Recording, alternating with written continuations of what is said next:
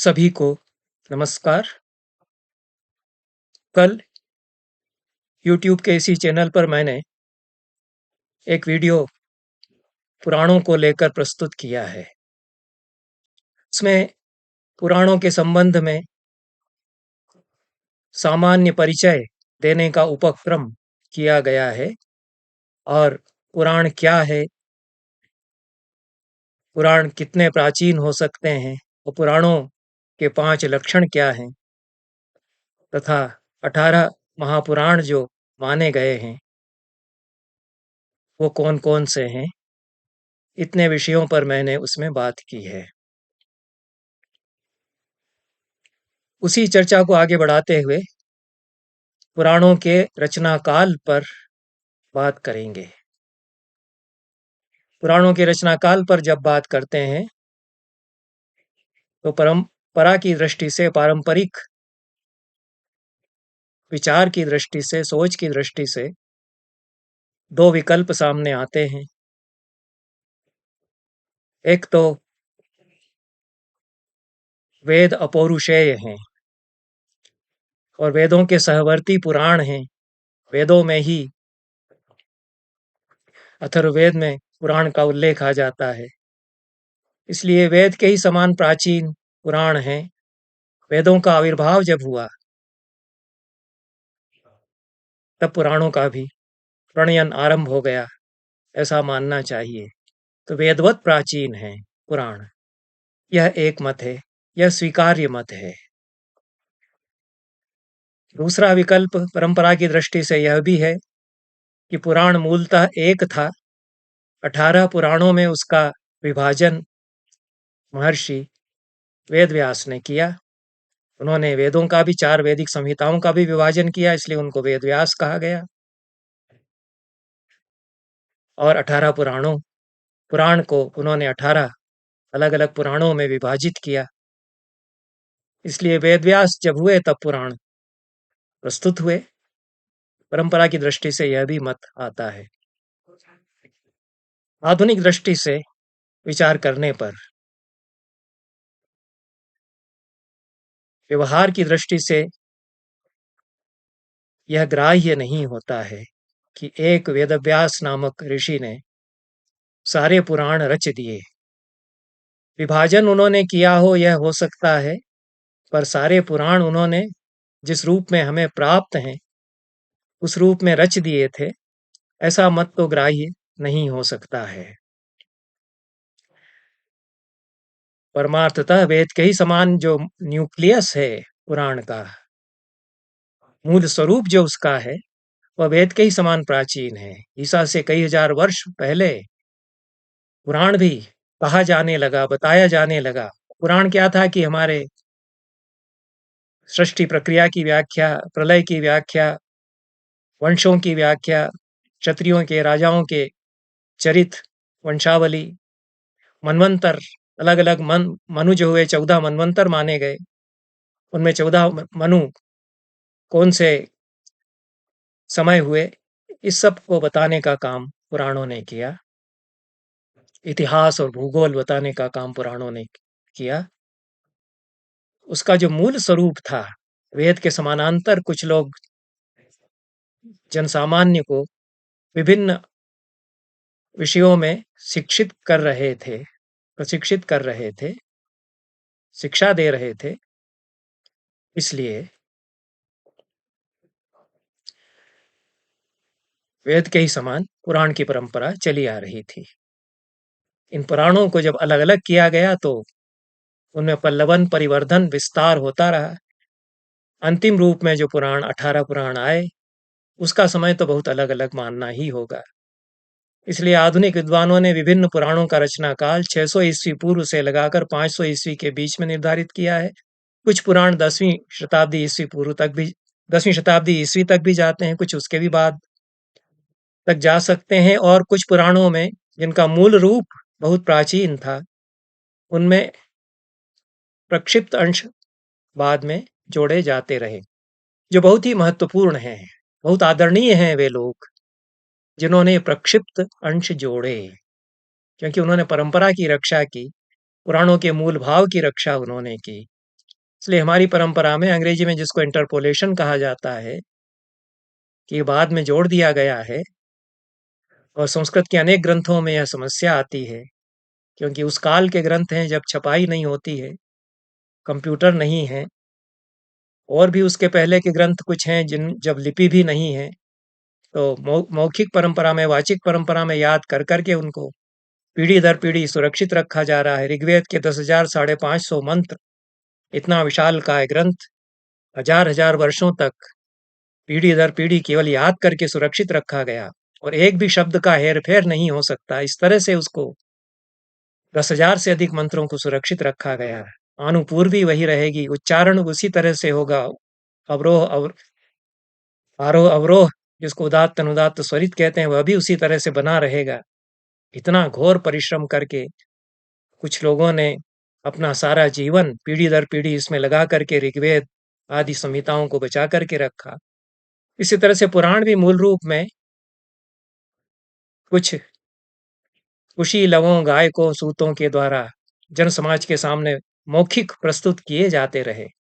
उस समय लोगों की स्मृति इतनी अच्छी थी कि जस का तस याद रख लेते थे, और यह असंभाव्य नहीं है। अब हमारी स्मृति इतनी कमजोर हो गई है कि एक वाक्य अभी सुना और एक क्षण बाद वह याद नहीं रहता।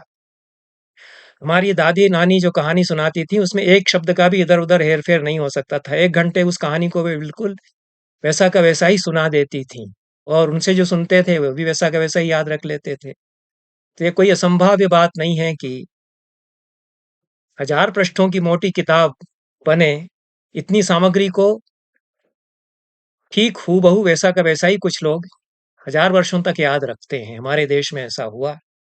तो पुराण भी इस तरह से रखे गए, पर उनमें कथाएं सुनाई जाती थीं, आख्यान होते थे। जन समाज आग्रह करता था कि अमुक आख्यान और बता दीजिए, तो उसमें नए आख्यान भी जुड़ते जाते थे। पुराणों का विस्तार होता था, इसलिए अंतिम रूप में पुराण बहुत बाद तक आकार ग्रहण करते रहे। विभिन्न पुराणों का जो समय है वह अलग अलग बताया जाता रहा है, और उनके रचनाकाल के संबंध में कुछ सामान्य प्रमाण भी दिए जाते रहे हैं, कि यहाँ से इस समय से आरंभ करके और इस समय तक पुराण प्रस्तुत किए गए, अंतिम स्वरूप ग्रहण करते रहे। किसी एक साल में, किसी एक शताब्दी में सारे पुराण एक साथ आ गए, यह तो नहीं ही माना जा सकता है। पर कुछ सामान्य साक्ष्य दिए जाते हैं, जिसके आधार पर यहाँ इस समय से आरंभ करके इस समय तक पुराण प्रस्तुत किए जाते रहे, अंतिम रूप ग्रहण करते रहे। पहला जो प्रमाण दिया जाता है वह धर्म सूत्रों में पुराणों के उल्लेख का है। धर्मसूत्र प्राचीन है, वैदिक साहित्य के अंतिम चरण में धर्मसूत्र लिखे गए। मानव धर्मसूत्र है, बृहस्पति का धर्मसूत्र है। उनके बाद फिर स्मृतियां बनी, मनुस्मृति, याज्ञवल्क्य की स्मृति, नारद स्मृति।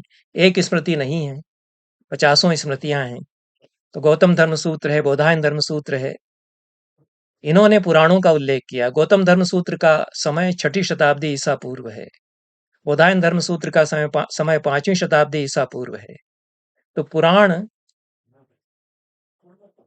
से ही उद्धरण देते हैं, नाम नहीं देते। जैसा कि पुराण में कहा, ऐसा कहते हैं। पुराण से ये परिचित थे, धर्मसूत्रकार गौतम, धर्मसूत्रकार बोधायन, और कौटिल्य भी पुराण से परिचित थे, और पुराण राजा को सुनना चाहिए, ऐसा भी वे कहते हैं। आपस्तंभ धर्मसूत्र में तो पुराण से 2 पद्य उद्धृत हैं। उनमें से एक पद्य भविष्य पुराण का उद्धृत किया गया है। तो इसलिए 6ठी शताब्दी ईसा पूर्व तो कम से कम पुराणों की पूर्व सीमा माननी चाहिए, कि यहां से पुराण सामने आ रहे हैं। फिर स्वयं पुराणों में अंतः साक्ष्य हमको मिलता है, कि वे इतिहास की घटनाओं का उल्लेख करते हैं। इतिहास की घटनाओं का यदि उल्लेख करते हैं तो उसके बाद पुराण अपना अंतिम स्वरूप उस पुराण को मिला जिस ऐतिहासिक घटना का उल्लेख उसमें है। तो भागवत और विष्णु पुराणों में, इन दोनों पुराणों में मौर्यवंशी राजाओं का वर्णन है। इतिहास ही पूरा बता दिया गया है भागवत में, चंद्रगुप्त मौर्य आदि का, और विष्णु पुराण में भी बताया गया है। तो मौर्य वंश तो 326 ईस्वी पूर्व से 180 ईस्वी पूर्व तक चलता है। इसलिए मौर्य वंश का वर्णन यदि करते हैं तो इसके बाद ये पुराण लिखे गए। मत्स्य पुराण में आंध्र राजाओं का उल्लेख है, आंध्रवंशी राजाओं का उल्लेख है, सातवाहन आदि जो राजा हुए, इनका समय 225 ईस्वी से आरंभ होता है। तो तृतीय शताब्दी ईसा पूर्व के बाद का मत्स्य पुराण मानना पड़ेगा। वायु पुराण में गुप्त वंश के राजाओं का वर्णन है, इसलिए गुप्त काल के बाद का यह पुराण मानना पड़ेगा। और 600 ईस्वी के पश्चात के इतिहास का वर्णन जो मुख्य 18 पुराण हैं उनमें प्राय नहीं मिलता। एकमात्र भविष्य पुराण इसका अपवाद है, उस पर मैं विस्तार से कभी चर्चा करूंगा, क्योंकि मेरी दृष्टि में भविष्य पुराण बहुत ही महत्वपूर्ण पुराण है, कम पढ़ा जाता है, पर हमारे लिए तो अमोल धरोहर है, अनमोल धरोहर है। प्राचीन भारतीय संस्कृति को, इतिहास को जो समझना चाहते हैं, मुगल काल तक के इतिहास को, 18वीं शताब्दी तक के इतिहास को भी, मध्यकाल, उत्तर मध्यकाल तक के इतिहास को जानने के लिए अपूर्व सामग्री भविष्य पुराण देता है। तो एक भविष्य पुराण अपवाद है, अन्यथा हर्षवर्धन जो कान्यकुब्ज के सम्राट थे, वर्धन वंश के, उनके पश्चात का इतिहास पुराणों में, मुख्य पुराणों में कहीं भी वर्णित नहीं है। कभी अवसर होने पर मैं जो उप पुराण है उन पर बात करूंगा। वे भी बहुत बड़ी धरोहर हैं। उनमें तो किसी क्षेत्र की संस्कृति का, उसके पूरे इतिहास का जैसा वर्णन किया गया है, कैसे इतिहास लिखा हमारे पुरखों ने, व्यास के पीठ पर जो लोग थे, इसलिए व्यास ने विभाजन किया और व्यास ने प्रणयन किया, ऐसा जब माना जाता है, कहा जाता है, तो एक व्यास नहीं है। व्यास एक उपाधि है। हर युग में व्यास होता है, हर शताब्दी में व्यास होता है। हमारे शहर में भी व्यास हैं, जो कथा कहते हैं उनको व्यास कहते हैं। व्यासपीठ पर वो विराजमान है, पुराण सुनाते हैं। यह प्राचीन परंपरा चली आ रही है। तो वे व्यास पुराण प्रवचन करते करते लोक रुचि देखकर उसमें कुछ जोड़ते चले जाते हैं, वह लिखित में भी जुड़ जाता है जब लिखा जाता है। इस तरह से परिवर्तन होता है, लेकिन जो मूल पुराण हैं 18, उनमें 6ठी शताब्दी ईस्वी के पश्चात का इतिहास नहीं है। वो 18 पुराणों को फिर उस रूप में सुरक्षित किया गया कि उनमें विशेष परिवर्तन नहीं हुआ है। तो यह ऐतिहासिक उल्लेखों से पुराणों का समय 3री शताब्दी ईसा पूर्व से लगा करके 6ठी शताब्दी ईस्वी के बीच मुख्य पुराणों का माना जा सकता है। तो ये एक मोटे तौर पर काल सीमा कि इन 5-6 शताब्दियों के बीच में मुख्य पुराण लिखे जा रहे हैं, अंतिम स्वरूप उनको दिया जा रहा है। और फिर स्मृतियों में पुराणों के उल्लेख मिलते हैं। मनुस्मृति में तो सुस्पष्ट कहा गया है कि पुराण घर घर में पढ़े और सुनाए जाने चाहिए। स्वाध्यायम श्रावयेत् पित्रे धर्मशास्त्राणि चैव हि आख्यानी आख्यानानीति आख्यानानीतिहासांश्च पुराणानि खिलानि च। यहाँ बहुवचन में प्रयोग किया गया है। इसके पहले प्रायः पुराणम ऐसा एक वचन आता है। उपनिषदों में पुराणम एक वचन आता है। अथर्ववेद में पुराण का उल्लेख है, लेकिन एक वचन, तो एक पुराण है। लेकिन यहाँ आकर के स्पष्ट हो गया कि कई पुराण अब हो रहे हैं, उनको अलग अलग नाम दे करके अलग अलग पुराण अब सामने आ रहे हैं। तो मनुस्मृति में कहा कि पढ़ा जाना चाहिए। महत्व तो इनका बहुत मान लिया गया, केवल वेद पढ़ने से काम नहीं चलेगा। यह सर्वसम्मति से एक प्रकार से हमारी शिक्षा पद्धति में, हमारे करिकुला में मान लिया गया, और एक चलती फिरती यूनिवर्सिटियां हैं। पुराण के प्रवचनकार जो हैं वो एक प्रकार से मूविंग यूनिवर्सिटीज हैं, वो चलती फिरती एकेडमीज हैं। वो इतनी बड़ी धरोहर को संभाले हुए, उनके मानस में, उनके शरीर में पुराण बस रहे हैं और वो प्रवचन कर रहे हैं। बाद में भागवत तक ही सीमित रह गए, ये तो अच्छा नहीं हुआ। लेकिन व्यास तो सारे पुराणों का प्रवचन प्राचीन काल से करते चले आ रहे थे। वो कितनी बड़ी ज्ञान निधि है, और कितनी बड़ी यूनिवर्सिटी वो लेकर के चल रहे हैं अपने साथ, अपने शरीर में, क्योंकि आम जनता को शिक्षित कर रहे हैं। उसमें इतिहास है, देश का भूगोल है, तीर्थ स्थानों के वर्णन है, ज्ञान है, दर्शन है, चिंतन है। ठीक है, कभी कभी लोक रुचि को देख करके वो अंधविश्वास की बातें भी करते हैं, वो भी एक नैतिकता की दृष्टि से कभी करते हैं। तो उस सब पर विचार होना चाहिए आज के समय में। तार्किक दृष्टि से भी विचार होना चाहिए, पर पुराणों ने जो महनीय भूमिका निभाई, वो अगर पुराण बचे रहते, और जो व्यास इस समय है, पुराणों ने जो किया, उस भूमिका को वो निर्वाह करते रहते। आम जनता को जो मूर्ख बना रहे हैं कुछ लोग, धर्म कंचुक पहन करके धर्म के नाम पर आडंबर करने वाले, फला फला बाबा वो बलात्कार करता है, और उसकी इतनी सारी भीड़ इकट्ठी होती है कि कुचल जाते हैं हजारों लोग, और बलात्कार में पकड़ा जाता है, उसको फिर छुड़ाने के लिए भी होता है, और तमाम उस पर दबाव आते हैं, ठीक से न्याय नहीं हो पाता है, दुराचारी अनाचारी लोग बाबा बन गए हैं। अगर ये पुराणों को सही दृष्टि से जनता के सामने बताया जाता रहता, और उसी भाव से उनको बताया जाता रहता, तो ये स्थितियां नहीं होती। तो धर्म के नाम पर जो खेल हमने किए अब 20वीं शताब्दी में, वो नहीं हुए प्राचीन काल में, मध्यकाल तक, क्योंकि पुराण थे। इसलिए मनु ने कहा कि पुराण घर घर में पढ़े जाएं, और व्यास सुनाते रहें, गांव गांव जाकर के सुनाते रहें। इसके बाद महाभारत का साक्ष्य बहुत महत्वपूर्ण है। वन पर्व में वायुप्रोक्त पुराण का उल्लेख महाभारत में आता है। इससे लगता है कि महाभारत के समय जो भी महाभारत सुना रहे हैं वैशंपायन, सूत, उनको मालूम है कि वायु पुराण एक है, वो वायुप्रोक्त पुराण है। ऐसा लगता है इससे कि कुछ पुराण महाभारत का जो अंतिम स्वरूप है 1 लाख श्लोक वाला, उसके समय आ चुके हैं। और इस दृष्टि से बाल गंगाधर तिलक बहुत बड़े अध्येता हैं प्राचीन साहित्य के, वेद के विशेष रूप से।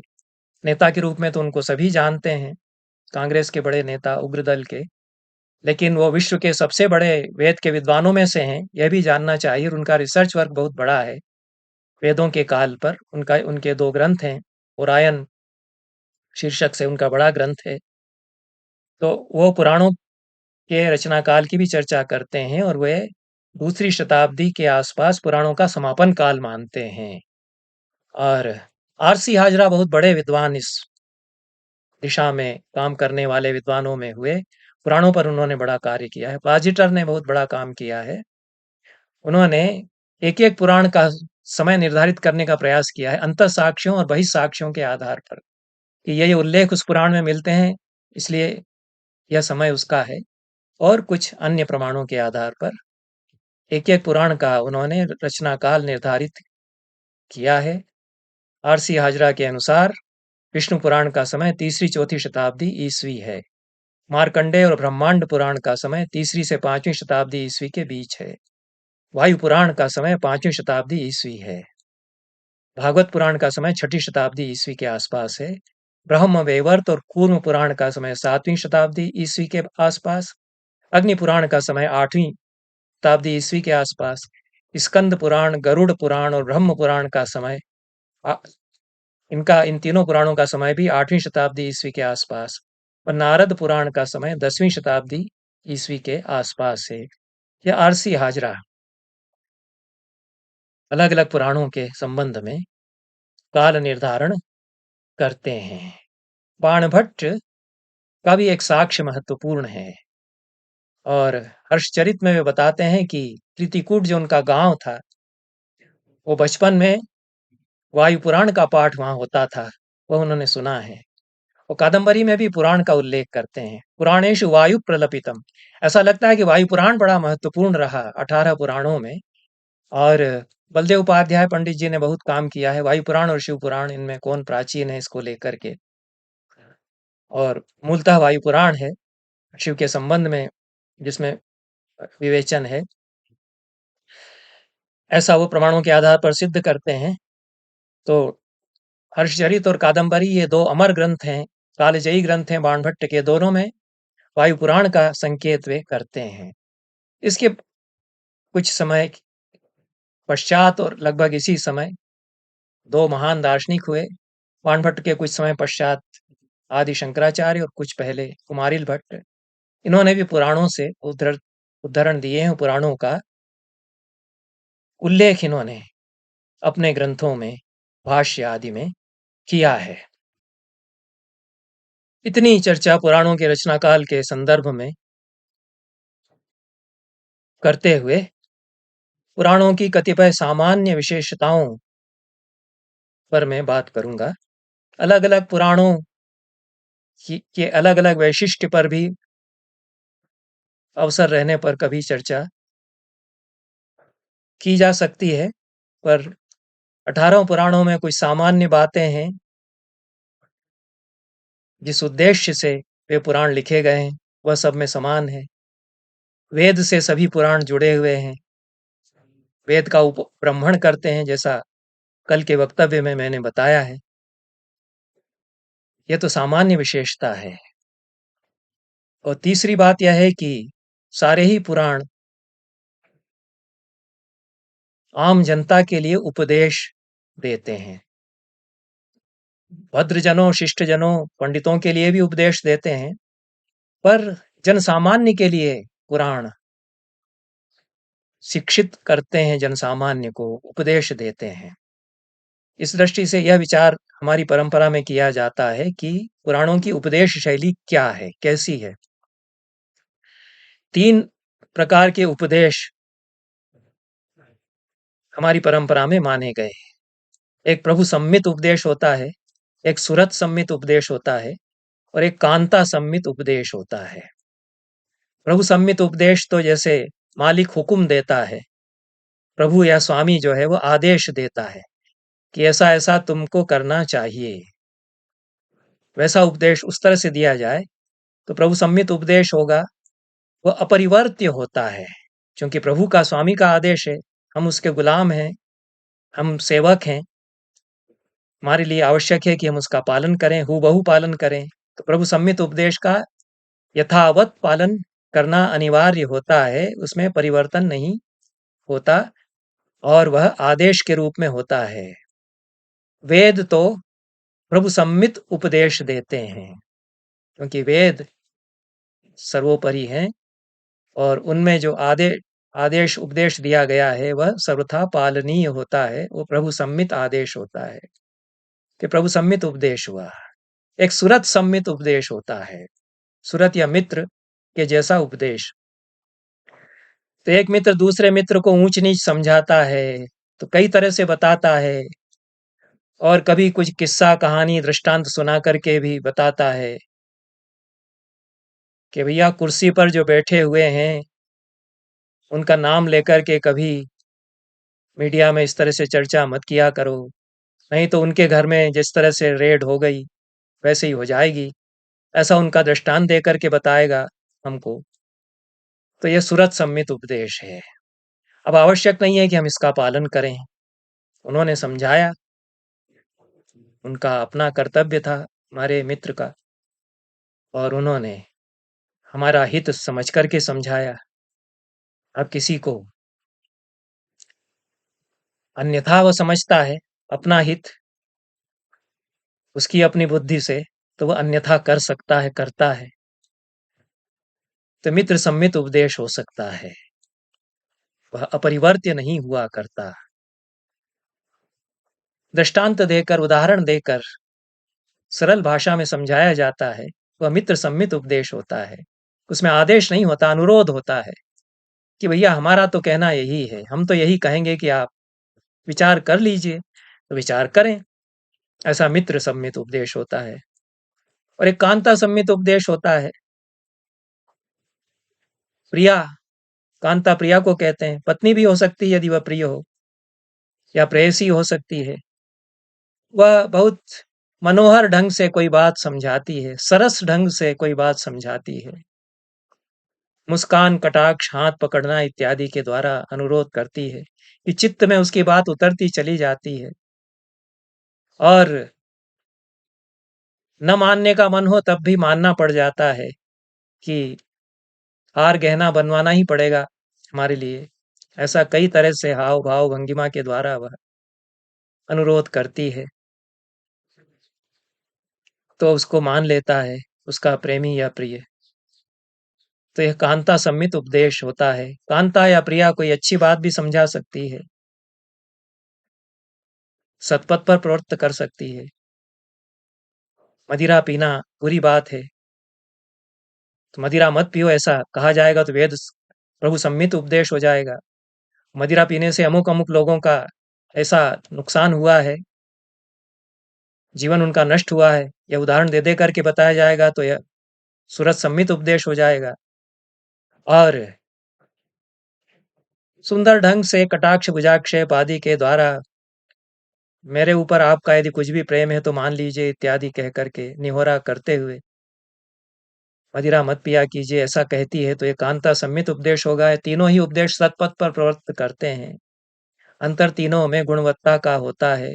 प्रभु सम्मित उपदेश वेद देते हैं, सुरत सम्मित या मित्र सम्मित उपदेश पुराण देते हैं, वो कांता सम्मित उपदेश काव्य ललित साहित्य दिया करता है।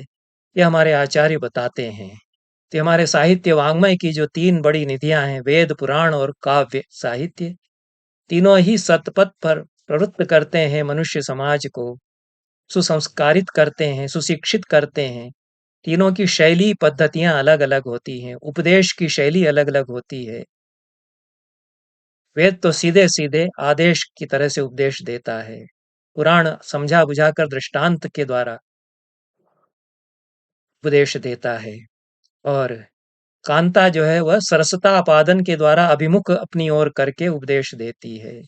बात को बहुत रसमय बना करके वह अपनी ओर चित्त लगा लेती है कि वह जो समझाती है वह फिर मान लेता है प्रेमी। यह तीनों ही प्रकार के उपदेश हमारे वाङ्मय में दिए जाते हैं। यह तीन शैलियां उपदेश की हैं, और पुराणों ने प्रभु सम्मित उपदेश की शैली पुराणों ने प्रभु सम्मित उपदेश की शैली के स्थान पर सुरत सम्मित उपदेश की शैली अपनाई। यह सभी पुराणों में समान बात हम पाते हैं जब हम पुराणों की सामान्य विशेषताओं पर बात करते हैं। सुरत सम्मित उपदेश की शैली में वे प्राचीन इतिहास आख्यान दृष्टांत उदाहरण बहुत सारे कथाएं बताते चलते हैं। अतीत की धरोहर को इतिहास को भी वे प्रस्तुत करते चलते हैं। जानकारियां भी बहुत सारी देते हैं, भूगोल देश का वे बताते हैं, तीर्थ स्थान को बताते हैं। यह सारे ही 18 पुराणों में यह सामान्य बात है, सुरत सम्मित उपदेश और शिक्षा प्रदान करना। पुराण सारे ही पुराण अतीत को वर्तमान से जोड़ते हुए भविष्य पर दृष्टिपात करते हैं। तो त्रिकाल में संचरण वे करते हैं, काल के आवर्तन विवर्तन चक्राकार और सर्पिल गतियों को बताने के लिए एक विशेष प्रकार की शैली उन्होंने अपनाई। बहुत सारे अभिप्राय मोटिव्स उनमें आते हैं, पुनर्जन्म का अभिप्राय आता है, और इस लोक से उस लोक में जाना, उस लोक में चले गए तो इस लोक में हजारों वर्ष बीत चुके थे, उस लोक में थे तो एक ही दिन बीता था। इस तरह की कथाएं बहुत सारी आती हैं, उसमें आधुनिक विज्ञान की दृष्टि से भी व्याख्या की जाती है। तो शाप और वरदान के अभिप्राय, त्रिलोकी का अभिप्राय, एक लोक से दूसरे लोक में जाने के अभिप्राय के द्वारा जो कालबोध है हमारा, कि काल के आवर्तन विवर्तन में काल सदैव एक रेखा में सर्वत्र नहीं चलता, काल की चक्राकार आवर्ती गतियां भी हो सकती हैं। तो यह पुराणों ने किया, और अतीत को प्रस्तुत किया, वर्तमान को प्रस्तुत किया, और भविष्य को भी प्रस्तुत किया। भविष्य को प्रस्तुत करने के लिए भविष्य कथन की शैली सभी पुराणों में देखते हैं, मुख्य पुराणों में हम देखते हैं, क्योंकि व्यास प्रणीत हैं, और ये मान लिया गया है कि जो व्यास हैं वो बाद के युग में भी यदि हुए हैं तो वे व्यास ही कहेंगे, और यह मान लिया जाएगा कि जो महाभारत काल में महर्षि वेदव्यास हैं उन्हीं के ही 18 पुराण हैं, उनका ही नाम चलेगा। हमने अपनी ओर से कुछ जोड़ा भी है तो हमारा नाम न रहे, भले ही हमने बहुत सुंदर अंश जोड़े हैं, कविता बहुत सुंदर अपनी जोड़ दी हो, अद्भुत कोई कथा हमने जोड़ दी हो, जो व्यास इस समय प्रवचन कर रहे हैं, 6ठी शताब्दी में प्रवचन कर रहे हैं, 9वीं 10वीं शताब्दी में प्रवचन कर रहे हैं, वो उनको इतिहास से कोई बहुत सुंदर कथा प्रतीत मालूम है, वह उन्होंने जोड़ दी, वह लिखित रूप में भी उस पुराण में आ गई, तो नाम जो मूल व्यास हैं उन्हीं का रहेगा। तब यदि वे उन व्यास के बाद की कथा कह रहे हैं, इतिहास बता रहे हैं, तो उसको भविष्य काल में बता करके कहेंगे। कि महर्षि व्यास ने बताया कि ऐसा-ऐसा आगे होगा। यह भविष्य कथन की शैली अनेक पुराणों में अपनाई गई। इसके द्वारा इतिहास को संजोया गया, इतिहास को सुरक्षित रखा गया, इतिहास की घटनाओं का निरूपण किया गया। और महर्षि व्यास कहते हैं कि ऐसा आगे चल कर के होगा। इस तरह से भागवत पुराण में मौर्य वंश के ये राजा होंगे, यह बताया गया है। भविष्य काल की क्रिया के द्वारा बताया गया है। कहीं-कहीं इसी में भूतकाल की क्रियाएँ भी आ जाती हैं। अब जो बोल रहे हैं उनको तो मालूम है कि पहले की घटना है, लिखने में भी वो आ गई है। तो ऐसा हुआ, यह भी उसमें कह दिया गया, इसके भी उदाहरण मिलते हैं। तो महर्षि व्यास कहते हैं कि ऐसा-ऐसा होगा और फिर ऐसा हो चुका है, यह भी उसमें कह दिया गया। तो वह पुराण तो जो अंश जोड़ा गया है वो बात का ही है, लेकिन भविष्य कथन की शैली में उस अंश को जोड़ा गया है। उसके द्वारा पुराण तीनों कालों को एक साथ प्रस्तुत करते हैं शैली के द्वारा, अतीत को प्रस्तुत करते हैं, वर्तमान को प्रस्तुत करते हैं, इस समय ऐसा हो रहा है, यह भी प्रस्तुत करते हैं। और इस शैली से पुराण बड़े लोकप्रिय हुए जन समाज में कि अतीत, वर्तमान और भविष्य सबको इनमें बताया जा रहा है, कितना बड़ा ज्ञान हमको दिया जा रहा है। यह पुराणों की एक विशेष शैली है। आधुनिक जो इतिहास लेखन की शैली से यह अलग शैली है, पर इतिहास भी इसमें बताया गया और आम जनता को इतिहास बताया गया, देश का इतिहास बताया गया, वर्तमान भी बताया गया, क्योंकि तीर्थ स्थान कितने हैं इस समय, सारे ही पुराणों में तीर्थों का वर्णन मिलता है और उससे हम बहुत कुछ भूगोल, प्राचीन तीर्थों के बारे में जान सकते हैं। सारे देश के तीर्थ 18 पुराणों में जिस क्षेत्र में वो पुराण प्रस्तुत हुआ, उस क्षेत्र के तीर्थों का वर्णन उस पुराण में हमको मिलता है। इस तरह से पूरा भूगोल, पूरे तीर्थ और सांस्कृतिक महत्व, सांस्कृतिक जो हमारा रिक्त है, दाय है, उसको हम पुराणों के द्वारा जानते हैं। इसलिए पुराणों का सांस्कृतिक दृष्टि से बहुत ही महत्व है। आज के दिन पुराणों पर इतना ही कह करके इस चर्चा को यहाँ समाप्त करते हैं। बहुत बहुत धन्यवाद। नमस्कार।